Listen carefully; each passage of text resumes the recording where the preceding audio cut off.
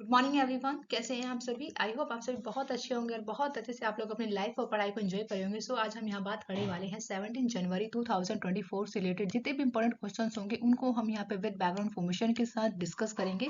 साथ ही वीडियो के लास्ट में हम क्वेश्चन ऑफ द डे भी लेंगे और स्टैटिक जीके के पोर्शन को भी कुछ कंप्लीट करते हैं। तो वो क्वेश्चन को हम यहाँ पे रिवाइज करते हैं जो कभी ना कभी किन्हीं ना किसी एग्जाम में आए हुए हैं और उनका यहाँ पे हम जो है एक बार रिवाइज करते हैं। तो बहुत इंपॉर्टेंट रहने वाला है आज का सेशन। अभी हाल ही में नीति आयोग की एक रिपोर्ट आई है, उसमें बताया गया है बेसिकली जो कि 2013 से लेकर 14 तक के आंकड़े हैं, इसमें पूरे 9 वर्ष तक के आंकड़े जो है इसमें लिए गए हैं, जिसमें ये बताया गया है कि जो बहुआयामी गरीबी है उसमें से कितने लोग जो है बाहर निकल गए। तो बहुत इंपॉर्टेंट रहेगा आज का डिस्कशन। तो चलिए जल्दी से आप लोगों को क्या करना है, वीडियो को शेयर कर लेना है और वीडियो को लाइक कर दीजिए, चैनल को सब्सक्राइब कर लीजिएगा ताकि जो भी वीडियोज हैं उन सभी की नोटिफिकेशन जो है आप लोगों तक पहुंच जाए।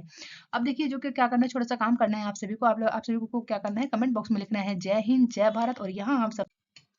तो चलिए सबसे पहले करते हैं रिवाइज। तो अभी हाल ही में भारतीय सेना दिवस ने कब अपना दिवस मनाया है, तो याद रखिएगा 15 जनवरी को ही बेसिकली जो है भारतीय सेना दिवस के रूप में मनाया जाता है। वहीं ताइवान के नए राष्ट्रपति कौन चुने जाएंगे, तो इनका नाम है विलियम लाई चिंगते। क्या नाम है, विलियम लाई चिंगते, जो कि ताइवान के नए राष्ट्रपति होंगे। वहीं किस प्रधानमंत्री के द्वारा जो है भारतीय सेना को 15 मार्च तक जाने के लिए कहा गया है, तो मालदीव के बेसिकली प्रधानमंत्री हैं जिनके द्वारा जो है भारतीय सेना को 15 मार्च तक जाने की बात कही गई है। नेक्स्ट है प्रभा आत्रे का निधन हुआ है, वह कौन थे, तो याद रखिएगा ये एक शास्त्रीय गायक थी और इनके बारे में आपको याद रखना है जिनका भी हाल ही में निधन हो गया है। नेक्स्ट है 1 लाख से कम आबादी वाले किस शहर को स्वच्छ सर्वेक्षण 2023 का प्रथम पुरस्कार दिया गया है, तो सासवाड़ बेसिकली जो है जो कि 1 लाख से कम आबादी वाला शहर है, इसे जो है अभी स्वच्छ सर्वेक्षण 2023 का प्रथम पुरस्कार दिया गया है।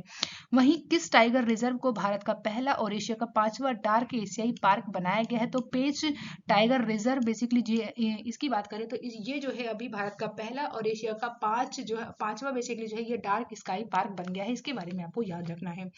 नेक्स्ट है किस छावनी बोर्ड को जो है स्वच्छ सर्वेक्षण 2023 का शीर्ष अवार्ड मिला है, तो याद रखिएगा मऊ जो कि मध्य प्रदेश का ये छावनी बोर्ड है, इसे जो है अभी स्वच्छ सर्वेक्षण 2023 का शीर्ष अवार्ड दिया गया है।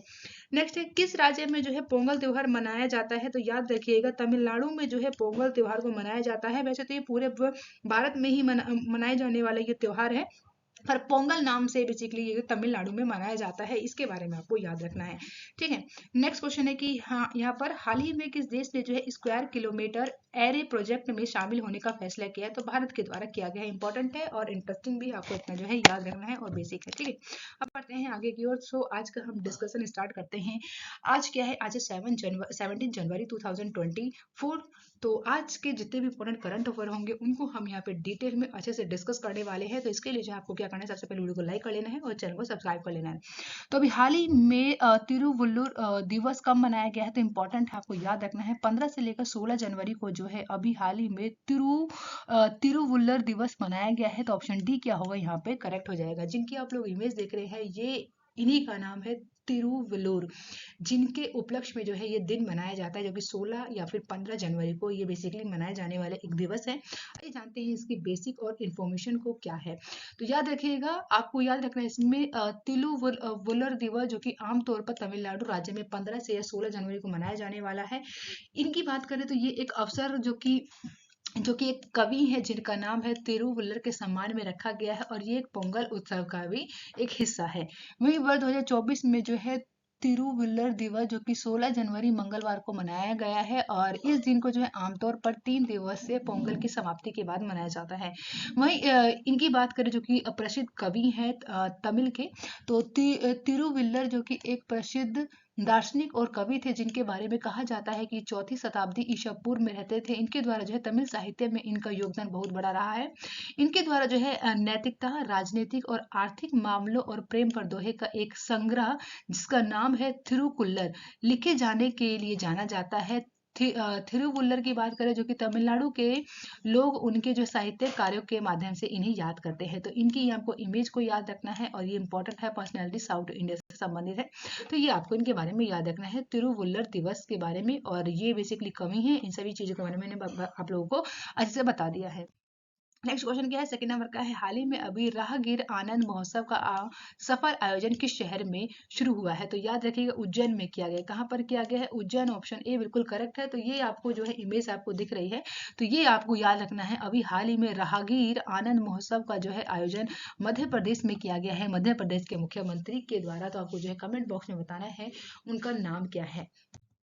आइए बात करते हैं यहाँ पर हम लोग बैकग्राउंड फॉर्मेशन की। तो पीएम की यहाँ पे हम बात करें, सीएम जिनका नाम है मोहन यादव के द्वारा प्रयासों का एक नया यहाँ पे बोल सकते हैं, इनके द्वारा जो है कई प्रयास किए गए हैं, जिसमें से उज्जैन में जो है राहगीर आनंद महोत्सव का सफल आयोजन किया गया। इनके द्वारा प्रतिवर्ष 14 से 28 जनवरी के बीच में आयोजित होने वाले इस कार्यक्रम का उद्देश्य खेल और सांस्कृतिक कार्यक्रमों के माध्यम से समुदाय को आनंद बढ़ाने का काम करता है। वही पारंपरिक पोशाक में लड़कियां सहित निवासी साहित्य उत्साह और समावेशित को बढ़ावा देने के लिए कबड्डी, खो खो, लोक संगीत, नृत्य व अन्य गतिविधियों में भाग लिया जाता है यहाँ के स्थानीय निवासियों के द्वारा। तो इम्पोर्टेंट है, आपको याद रखना है कि आपसे पूछा जा सकता है कि अभी हाल ही में किस राज्य में जो है राहगीर आनंद महोत्सव की शुरुआत की गई है? तो मध्य प्रदेश में आपको याद रखना है, और आपको यहाँ पे उज्जैन में याद रखना है। नेक्स्ट क्वेश्चन की बात करें जो कि थर्ड नंबर का है, हाल ही में एशियन शूटिंग चैंपियनशिप 2024 में पुरुष की 25 मीटर स्टैंडर्ड पिस्टल इवेंट में किसने गोल्ड मेडल जीता है? बहुत इंपॉर्टेंट है, याद रखिएगा। अभी जो है एशियन शूटिंग चैंपियनशिप 2024 चल रही थी, इसमें जो है अभी योगेश सिंह के द्वारा जो है अभी बेसिकली इसमें गोल्ड मेडल जीता गया। तो ऑप्शन सी यहाँ पे बिल्कुल करेक्ट हो जाएगा। आइए बात करते हैं यहाँ पे बैकग्राउंड इन्फॉर्मेशन की। तो याद रखिएगा भारत के योगेश सिंह जिनके द्वारा जो है इंडोनेशिया के जकार्ता में एशियाई शूटिंग चैंपियनशिप 2024 में पुरुषों की 25 मीटर स्टैंडर्ड पिस्टल स्पर्धा में स्वर्ण पदक जीता गया है। वहीं भारतीय निशानेबाज योगेश सिंह के द्वारा पुरुष की बोल सकते हैं कि पुरुष की टीम में इनके द्वारा 25 मीटर स्टैंडर्ड पिस्टल स्पर्धा में 17 गुना के स्कोर के साथ इनके द्वारा जो है स्वर्ण पदक जीता गया है। योगेश ने जो है स्वर्ण पदक जीतकर कजाकिस्तान के निकिता चिरयुकिनी को जो है यहाँ पर 25 मीटर रैपिड फायर पिस्टल के विजय वीर सिद्धू को हराकर जो है कांस्य पदक जो है यहाँ पर हासिल किया है।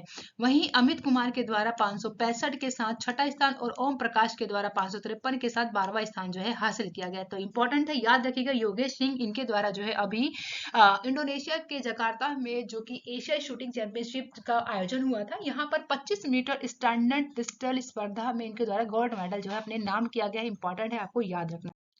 नेक्स्ट क्वेश्चन की बात करें जो कि 4 नंबर का है, हाल ही में शांति के लिए एशियाई बुद्ध सम्मेलन की 12वीं महासभा का उद्घाटन कौन करेगा? तो याद रखिएगा जो कि हमारे वाइस प्रेसिडेंट है जिनका नाम है जगदीप धनखड़ के द्वारा बेसिकली जो है अभी एशियाई बुद्ध सम्मेलन की 12वीं महासभा का जो है उद्घाटन किया जा रहा है, जो कि वाइस प्रेसिडेंट है। एक छोटा सा क्वेश्चन पूछ लेती हूँ आप लोगों से कि वाइस प्रेसिडेंट को जो है हमारा इंडियन कॉन्स्टिट्यूशन है, इसमें बेसिकली किस आर्टिकल में जो है बताया गया है कि भारत का जो है वाइस प्रेसिडेंट भी होगा? ठीक है, तो ये आपको जो है आर्टिकल कमेंट बॉक्स में। आइए बात करते हैं बैकग्राउंड इन्फॉर्मेशन की। तो याद रखिएगा इस साल जो ये महासभा हो रही है इसकी 12वें नंबर की जो कि शांति के लिए एशियाई बुद्ध सम्मेलन का आयोजन भारत में किया जाएगा, जो कि 17 से लेकर 18 जनवरी तक जो कि भारत में दिल्ली में इसका आयोजन किया जाएगा। इस साल की सभा की बात करें तो इसमें मंगोलिया, रूस, Nepal, Bangladesh, Sri Lanka, Japan, Cambodia, Laos, दक्षिण कोरिया, वियतनाम जैसे मलेशिया जैसे देशों के साथ जो है प्रतिभागी के रूप में शामिल होंगे। इसके अलावा भूटान, म्यांमार, थाईलैंड से भी विशेष लोगों के आमंत्रण को भेजा गया है। इसमें जो है शांति और सार्वभौमिक मान्यता पर भगवान बुद्ध की शिक्षाओं को बढ़ावा देने और प्रतिबद्धता को जोर देने के लिए जो है नई दिल्ली में एक साथ सभी लोग जो है जुटेंगे। तो इंपॉर्टेंट है, आपको याद रखना है ये इस साल जो है कौन से नंबर की हो रही है? 12वें नंबर की शांति के लिए यहाँ पर एशियाई बुद्ध सम्मेलन का आयोजन जो है हमारे भारत में यानी दिल्ली में इसका आयोजन किया जा रहा है। नेक्स्ट क्वेश्चन की बात करें जो कि 5th नंबर का है, हाल ही में किस राज्य में ऑपरेशन अमृत की शुरुआत किया गया है? तो ऑपरेशन अमृत जो है किस राज्य में इसकी शुरुआत की गई? तो केरला में बेसिकली जो इसकी शुरुआत की गई है, इसलिए ऑप्शन सी क्या होगा यहाँ पे बिल्कुल करेक्ट होगा। तो चलिए समझते हैं क्या है इसकी बैकग्राउंड इन्फॉर्मेशन। तो याद रखिएगा इसका जो बेसिकली केरल के द्वारा, केरल सरकार के द्वारा जो ऑपरेशन अमृत की शुरुआत की गई है, ये इसलिए किया गया है जो कि डॉक्टर की सलाह के बिना जो एंटीबायोटिक दवा लिया जाता है और ओवर द काउंटर इसका बिक्री और पता लगाने के लिए जितनी भी फार्मेसियां हैं उनके ऊपर जो छापेमारी का काम किया जाएगा। इसी के साथ यहाँ पर एंटीबायोटिक का गलत उपयोग करने के कारण जो बैक्टीरिया होते हैं वो दवा की प्रतिरोधक क्षमता को बना लेते हैं, और जो है इसी के साथ दवा का जो असर होता है कम हो जाता है या फिर पूरी तरीके से खत्म हो जाता है। शिकायत दर्ज कराने के लिए जो है एक टोल फ्री नंबर को भी उपलब्ध कराया जा रहा है। वहीं पे ऑपरेशन अमृत गतिविधियां में केरल की जो बेसिकली रोगाणुरोधी जो प्रतिरोधी रणनीतिक कार्य योजना है, इसके द्वारा जो है एंटीबायोटिक साक्षरता पहल के तहत जो है ये किया जा रहा है काम। तो ऑपरेशन अमृत आपको याद रखना है केरल के द्वारा शुरू किया गया है। आइए बात करते हैं केरल के बारे में। तो केरल के सीएम कौन है? तो इनका नाम है पी विजयन। और इसी के साथ आपको याद रखना है यहाँ के गवर्नर कौन है? तो आरिफ मोहम्मद खान जो है केरल के गवर्नर है। और यहाँ की कैपिटल क्या है केरल की? तो तिरुवनंतपुरम जो है कैपिटल है किसकी? केरल की है। आइए एक बार देख लेते हैं यहाँ पर मैप में हम लोग केरल को। तो ये है हमारा मैप जिसको हम बोलते हैं इंडिया का मैप। तो ये है हमारा प्यारा भारत।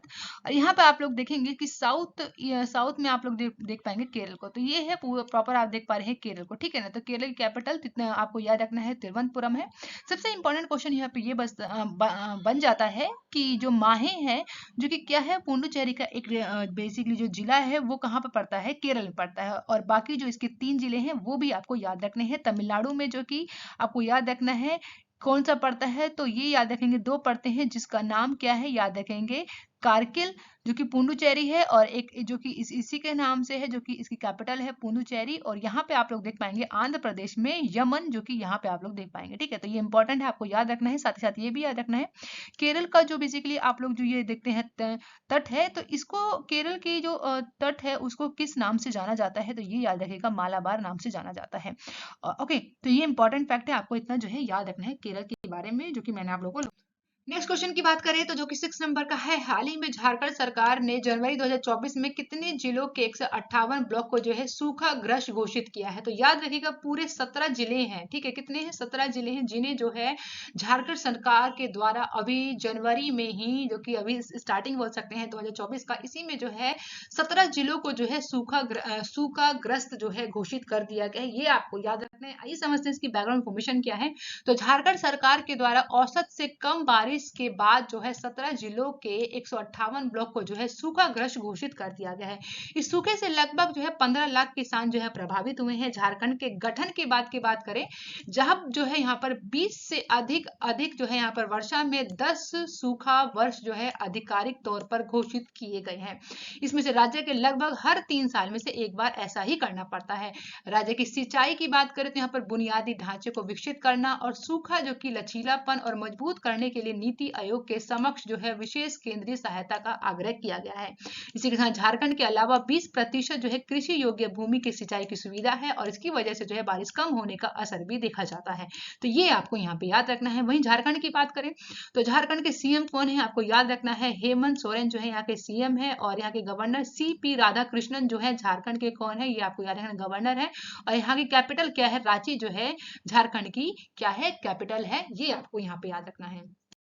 तो देखिए यहाँ पे आप लोग को मैं मैप में दिखा देती हूँ। तो ये है हमारा प्यारा सा भारत और यहाँ पे आप लोग देख पाएंगे झारखंड को। तो ये देखिए झारखंड आपको याद रखना, जो कि बिहार से अलग होकर एक नया राज्य बनाया गया। तो ये आप लोग जो है बिहार की लोकेशन यहाँ पे आप लोग देख पाएंगे झारखंड की लोकेशन।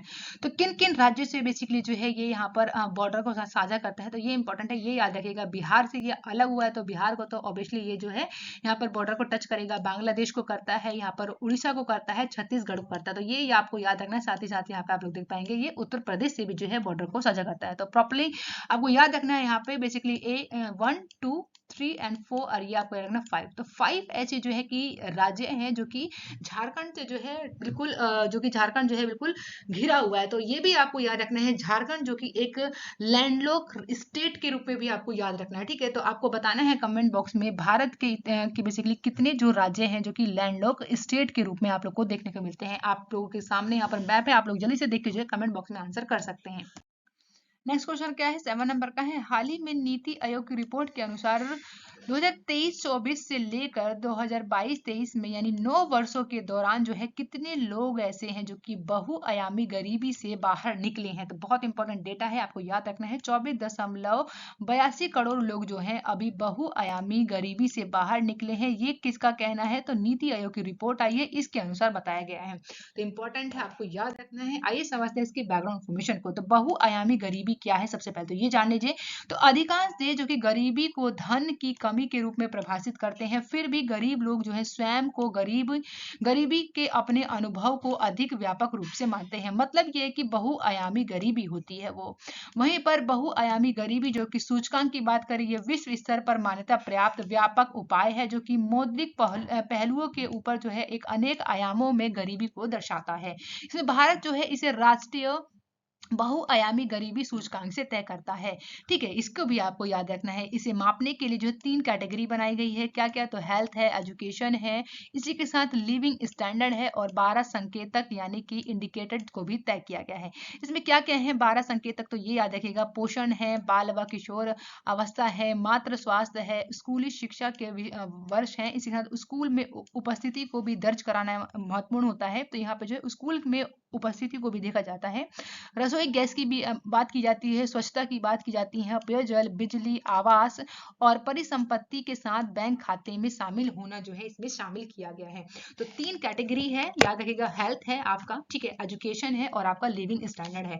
इसके अंदर ये 12 संकेत है जो कि अगर इसमें से बेसिकली कोई भी स्टेट या फिर कोई भी जो देश है वो इन सभी को फुलफिल करता है तो वो क्या कराता है, गरीबी से वो बाहर आ जाता है। इसी के साथ इसमें हम बात करें तो 1/3 संकेतकों की यहाँ पे बात करें तो इसमें खराब प्रदर्शन वाले व्यक्तियों को जो है बहुआयामी गरीबी मान लिया जाता है। यानी इसमें से जो है 1/3 अगर ऐसे संकेत मिलते हैं तो उस बेसिकली व्यक्ति को जो है बहुआयामी गरीबी के रूप में वहां पे जो है मान लिया जाता है। ऐसा जो है इसमें डेफिनेशन में आप लोगों को समझ में आएगा। अब इसी के साथ हम बात करते हैं यहाँ पर अभी जो रिपोर्ट आई है, तो वर्ष 2023-14 में जो है देश में बहुआयामी गरीबी जो कि 29.17% थी, वर्ष 2022-23 में घट कर ये कितनी हो गई है, 11.28% हो गई है। यानी कितने की कमी आई है, तो 17.89% अंकों की जो है यहाँ पर कमी आपको देखने को मिलेगी 2013 से लेकर 14, और आपको बता दें कि 22-23 तक के यहाँ पे डेटा की बात की गई है। वहीं इसमें जो है 9 वर्षों में जो बात करें तो 24.82 करोड़ लोग जो कि बहुआयामी गरीबी से बाहर निकले हैं। इसमें अगर हम उत्तर प्रदेश की बात करें तो पिछले 9 वर्षों के दौरान जो है यहाँ पर 5.94 करोड़ लोग जो कि है यहाँ पर उत्तर प्रदेश की बात करें, इसमें जो बहुआयामी गरीबी से बाहर निकले हैं, और इस राज्य में जो है गरीबी की संख्या में सबसे बड़ी गिरावट को भी दर्ज किया गया है। इसके बाद आता है यहाँ पर बिहार, जहां पर जो है 3.77 करोड़ जो लोग हैं यहाँ पर, इसमें से बेसिकली आप लोग देख पाएंगे कि बहुआयामी गरीबी से बाहर आए हैं। मध्य प्रदेश की बात करें तो 2.30 करोड़ है, और राजस्थान की बात करें 1.87 करोड़ लोग जो है गरीबी से बाहर निकले हैं। तो ये कुछ डेटा है जो कि नीति आयोग के द्वारा प्रस्तुत किया गया है, और यहाँ पर उत्तर प्रदेश के द्वारा जो है इसमें सबसे बड़ी गिरावट को दर्ज किया गया है। ये महत्वपूर्ण है, आपको याद रखना है। अब बात कर लेते हैं नीति आयोग के बारे में। तो नीति आयोग की बात करें तो इसकी स्थापना की बात करें कब हुआ था, तो 1 जनवरी 2015 को इसे स्थापित किया गया था। वहीं अध्यक्ष कौन होते हैं, पदेन जो भी प्रधानमंत्री होते हैं, तो वो यहाँ पर कौन होते हैं, वो होते हैं यहाँ पर अध्यक्ष होते हैं। तो आपको याद रखना है कि नरेंद्र मोदी इस समय कौन है, अध्यक्ष है। वहीं उपाध्यक्ष की बात करें तो सुमन बेरी कौन है, यहाँ पर आपको याद रखना है उपाध्यक्ष है। और सीईओ कौन है, तो याद रखिएगा BVR सुब्रमण्यम जो है यहाँ पर नीति आयोग के कौन है, आपको याद रखना है सीईओ है। तो ये बेसिक है, इंपॉर्टेंट है, आपको याद रखना है।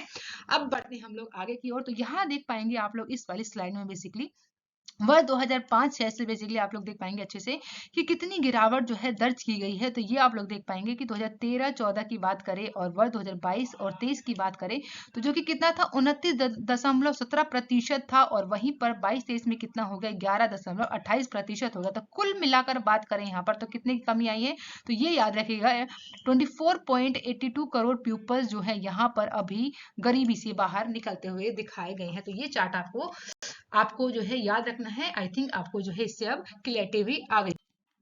नेक्स्ट क्वेश्चन क्या है, 8 नंबर का है, हाल ही में नौवे एशियाई शीतकालीन खेल 2025 का शुभारंभ क्या है। तो याद रखिएगा बिन बिन और नीनी जो है नौवे एशियाई शीतकालीन खेल का जो कि 2025 में इसका शुभारंभ बनाया गया है। तो यहाँ पर इमेज में आप लोग देख पा रहे हैं, ऑप्शन डी बिल्कुल करेक्ट हो जाएगा यहाँ पे।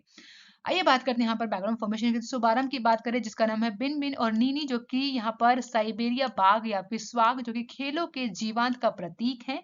इस प्रतीक में जो है आपको याद रखना है जिसे कि ब्रेक थ्रू नाम भी दिया गया है। रचनात्मक रूप से चीनी संस्कृति और ओलंपिक प्रतीकों का जोड़ता है, और ये इसमें बात करें तो एक स्पीड सेक्टर और बाइकन फ्लू और नृत्य रिबन शामिल किया गया है। इसी के साथ ये साइलन की बात करें तो यहाँ पर जो है सलियन की बात करें तो इसमें गीत, सुंदरता, संस्कृति सांस्कृतिक महत्व का प्रतिनिधित्व करता है, जो कि एशियाई शीतकालीन खेलों के गतिशील भावना का प्रतीक के रूप में यहाँ पर आप लोग देख पाएंगे।